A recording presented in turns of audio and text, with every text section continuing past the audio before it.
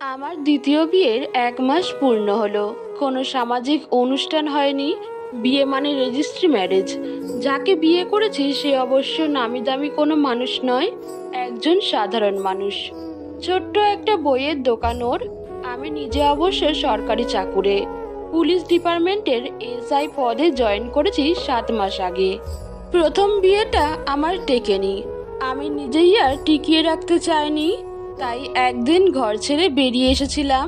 বাইরের লোকের কাছে রটিয়ে দেওয়া হয়েছিল আমার স্বভাব চরিত্র ভালো নয়, আমি নাকি চরিত্রহীন, তাই বাড়ি ছেড়ে চলে গিয়েছি। আমি মনে করি অপমানের থেকে আত্মসম্মান অনেক বড়। যেদিন বাড়ি থেকে বেরিয়ে এলাম সেদিন একটু দরকারে একটা জায়গায় গিয়েছিলাম। সন্ধেয় বাড়ি ফিরতেই শাশুড়ি আমাকে বললেন, বাপের বাড়ি যাবার নাম করে কোথা থেকে ঢলাঢলি করে এলে?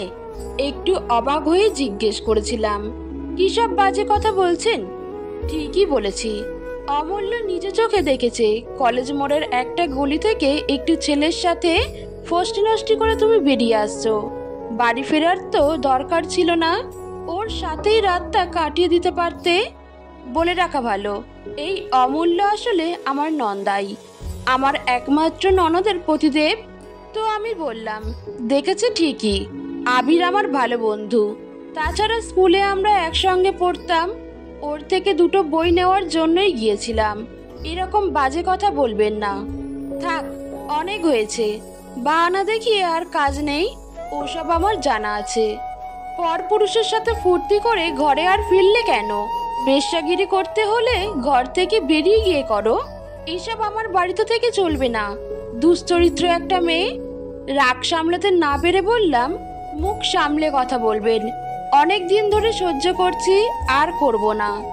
তা সহ্য করেছো কেন? আমার ছেলের জীবনটা নষ্ট করে তো দিয়েছো, এবার বিদায়ী হও দেখিনি। শাশুড়ির এমন কথায় মুখ বুঝে মেনে নিতে না পেরে জবাবটা দিয়েছিলাম সেই দিনই। এত খারাপ কথা কেউ বলতে পারে বলে আমার ধারণা ছিল না। অপমান আর সহ্য করতে পারিনি, তারপর সিদ্ধান্তটা নিয়েই নি। ওই বাড়িতে থাকলে একদিন শেষ হয়েই যেতাম। আমার স্বামী ছিল পুলিশ কনস্টেবল পদে কর্মরত। বিয়েটা আমার দেখাশোনা করেই হয়েছিল। আমাদের এক আত্মীয় আমার বিয়ের সম্বন্ধটা নিয়ে এসেছিলেন। উনি আমার বাবাকে বললেন, সরকারি চাকরি করা একটা ভালো ছেলে আছে, মেয়ের বিয়ে দেবে? বাবা শুনে বলেছিল, মেয়ে তো এখন পড়াশোনা করছে। ওই আত্মীয়ই হেসে বলেছিলেন, রাখো তো তোমার পড়াশুনো, বিয়ে তো দিতেই হবে। একটা সরকারি চাকরি করা ছেলে পাবে তো? তোমার সেরকম অবস্থাও ভালো নয়, একটা কানাকড়ি কিছুই নেবে না। আমি তখন এমএসসি পড়ছি। কি জানি আমার বাবা তখন কি বুঝলো জানি না, আমার বিয়ে দেবার জন্য তোড়জোড় শুরু করে দিলেন। আমি রাজি ছিলাম না। পড়াশোনা কমপ্লিট হলো না, তার মধ্যেই বিয়ে। বাবা মা সবাই মিলে বুঝিয়ে দিল, সরকারি চাকরি করা ছেলে। এই বাজারে একটা সরকারি চাকরি করা ছেলে পাওয়া মুশকিল। মধ্যবিত্ত ঘরের বাবা মায়েরা ভাবেন মেয়ের বিয়ে দিয়ে দেওয়া মানে একটা নিশ্চিন্ত জীবনযাপন। কিন্তু কতটা নিশ্চিন্ত জীবনযাপন সেটা উপলব্ধি করলাম বিয়ের পর। সরকারি চাকরি করা ছেলে এটাই অনেক বড় ব্যাপার, তাই চাকরিটাই সব।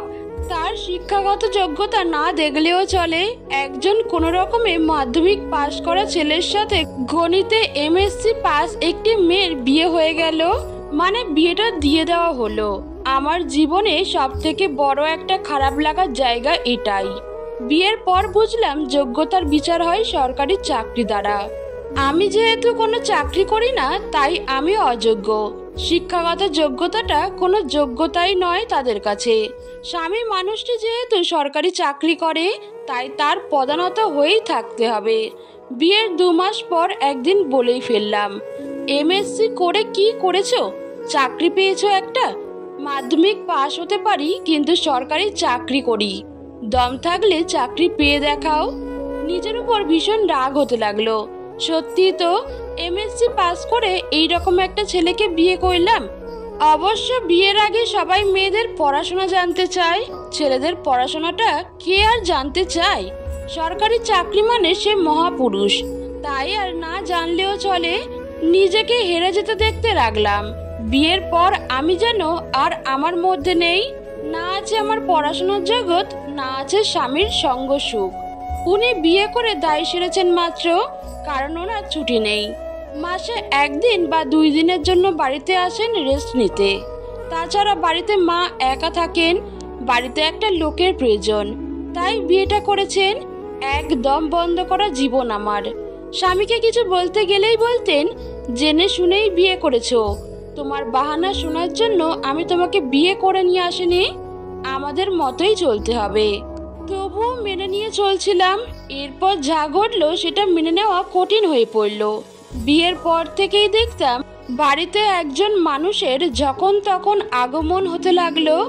উনি আসলে আমার নন্দাই, অর্থাৎ অমূল্য বাবু, শাশুড়ি মায়ের বড় আদরের জামাই।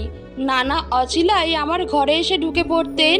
স্বভাবটা হলো গায়ে হাত দিয়ে কথা বলা, যেটা আমার একদম পছন্দ না। একদিন এমন টাইমে এলেন, শাশুড়ি মা কি একটা দরকারে বাইরে গেছেন, ঠিক সেই সময়ে হাজির। আমাকে একা পেয়েই শুরু করলেন টানা হ্যাচড়া। রাগে থাকতে না পেরে গালে চড় কষিয়ে দিয়েছিলাম। শাশুড়ি মাকে বলতে শাশুড়ি মা বললেন, তুমি অমূল্যর নামে এইসব কথা মুখে আনলে কি করে? ও তোমাকে নিজের বোনের মতো দেখে। ছি, তুমি নিজেই একটা চরিত্রহীন। ও আর এ বাড়িতে আসতে পারবে? নিজের মতো করে সবাইকে ভেবে নাও, তাই না? কথাটা শুনে আমি অবাক হয়েছিলাম। সব দোষ হয় বাড়ির বউয়ের, জামাই হয় ধোয়া তুলসী পাতা। শাশুড়ি আবার এই খবর ছেলের কানে পৌঁছে দিলেন। তারপর থেকে শুরু হলো খারাপ ব্যবহার। কথায় কথায় আমাকে শুনতে হতো আমি দুশ্চরিত্র। বাবা মায়ের ওপর ভীষণ রাগ হতে লাগলো। মেয়ের নিশ্চিন্ত নিরাপদ জীবন খুঁজে দিতে বিয়ে দিয়ে দিলেন। বুঝলাম মেয়েরা কোথাও নিরাপদ নয়, ঘরের 4 দেওয়ালটাও তাদের জন্য সুরক্ষিত নয়। সেখানেই থাকে হিংস্র দানবরা। একদিন বাড়িতে ভীষণ অশান্তি হয়। একদিকে আমি আর একদিকে বাড়ির সবাই। রাগে বাপের বাড়ি চলে যাই কদিনের জন্য। মাকে গিয়ে সব কথা বলি। মা বলে, ওরকম একটু আধটু হয়েই থাকে, মানিয়ে নিয়ে চলতে হয়। এখানে বেশি দিন থাকলে লোকে খারাপ ভাববে, তুই ফিরে যা। বুঝলাম মেয়েদের বিয়ের পর বাপের বাড়িটা তাদের আর আস্তানা নয়। বাপের বাড়ি থেকে ফিরলাম। বাপের বাড়ি থেকে যেদিন ফিরেছিলাম, আমার স্কুল লাইফের বন্ধু আবিরের সাথে সেদিনই দেখা হয়। আবিরকে সব কথা বলি সেদিন। আবির বলে, তুই চাকরির জন্য পড়াশোনা শুরু কর, আমি তোর পাশে আছি। তারপর থেকে লুকিয়ে পড়াশোনা করি এবং ঠিক করি বাপের বাড়ির সাথে আর কোনো যোগাযোগ রাখবো না। বইপত্র বা টুকটাক কিছু দরকার পড়লেই বাপের বাড়ি যাবার নাম করে বেরিয়ে যেতাম। ইতিমধ্যে আমাকে আবিরের সাথে দেখে ফেলে এই অমূল্য বাবু। বাড়িতে এসে শাশুড়ি মাকে সে সব কথা জানিয়ে দেয়। তারপর থেকে অশান্তি চরমে ওঠে আরো। অবশেষে বাড়ি ছেড়ে বেরিয়ে আসি। তবে আমার জীবনে আবির দেবদূত হয়ে আসে। একজন ভালো বন্ধুর যে কতটা প্রয়োজন সেটা উপলব্ধি করে সেদিন রাতে। আবিরকে ফোন করে যখন বলি, আবির, আমি বাড়ি ছেড়ে চলে এসেছি, কিছু একটা ব্যবস্থা করে দে, তা না হলে আমি শেষ হয়ে যাব। আমি নতুন করে বাঁচতে চাই। আবির বলেছিল, সে না হয় ব্যবস্থা করে দিচ্ছি, তোর বাপের বাড়িতে ফিরে যেতে পারিস তুই। যতদিন না নিজে প্রতিষ্ঠিত হচ্ছি ততদিন আমি কোথাও যাব না। বাপের বাড়ির সাথে আমি কোনো যোগাযোগ রাখতে চাই না। অবশেষে আবির ব্যবস্থা করে দেয় ওর পিসির বাড়িতে। পিসি বাড়িতে একাই থাকে। পিসির একটি মাত্র ছেলে, সে বিয়ে করে বাইরে থাকে। আবির পিসিকে বলতেই পিসিও এক কথায় রাজি হয়ে যায়। ভাবিনি পিসি এতটা ভালো মানুষ হবেন। পিসির যেহেতু মেয়ে নেই, ওই পিসি বলেন, আমার নিজের মেয়ে নেই, আমিও আজ থেকে একটা মেয়ে পেলাম। তারপর পিসির বাড়ি থেকেই ডিভোর্স ফাইল করি। আমাকে সব দিক থেকেই পিসির সহযোগিতা করেন। অবশেষে ডিভোর্স হয়ে যায়। চাকরির জন্য পড়াশোনা তো করছিলামই, শেষমেশ আমিও চাকরি পাই। পিসি এখন আমার মায়ের থেকেও বেশি। আমি কখন যে পিসির নিজের মেয়ে হয়ে গেছি বুঝতেই পারিনি। আমার ভালো মন্দ সব পিসির হাতে ছেড়ে দিয়েছি। পিসি যখন আমাকে বিয়ের কথা বলেছিল, আমি পিসিকে বলেছিলাম, ওটা তোমার দায়িত্ব, তুমি যেটা ভালো বুঝবে সেটাই করবে। বছর 2 আগে একজনের সাথে পরিচয় হয়। ছেলেটি পিসির শ্বশুর বাড়ির দিক থেকে দূর সম্পর্কের এক আত্মীয়। ওর নাম সৌজন্য। আমাকে দেখে ওর ভালো লেগে যায়। আমারও খারাপ লাগেনি ওকে। পিসিকে সে কথা আমি জানাই। পিসি বলে সৌজন্য খুব ভালো ছেলে, বাংলায় এমএ, চাকরি পায়নি তবে বইয়ের দোকান করেছে। তোর পছন্দ থাকলে আমার অমত নেই। তবে আবিরও বলেছিল সৌজন্য ভালো ছেলে। পরে আস্তে আস্তে জেনেছিলাম সৌজন্য একজন ভালো মানুষ। জীবনে চলার পথে আমাকে আরো এক ধাপ এগিয়ে দিয়েছিল সৌজন্য। সৌজন্য সরকারি চাকরি পায়নি, তাতে কি? একজন শিক্ষিত ভালো মানুষ হিসেবে সৌজন্য জীবনসঙ্গী হবার সব দিক থেকে উপযুক্ত। সরকারি চাকরি করা ছেলে মানেই সে যে ভালো মানুষ হবে এমনটা নয়। তবে কয়েকজন ভালো মানুষকে না পেলে আমার জীবনটা অন্ধকারেই হারিয়ে যেত। আজ ওরাই আমার জীবন পথে আলোর দিশারি।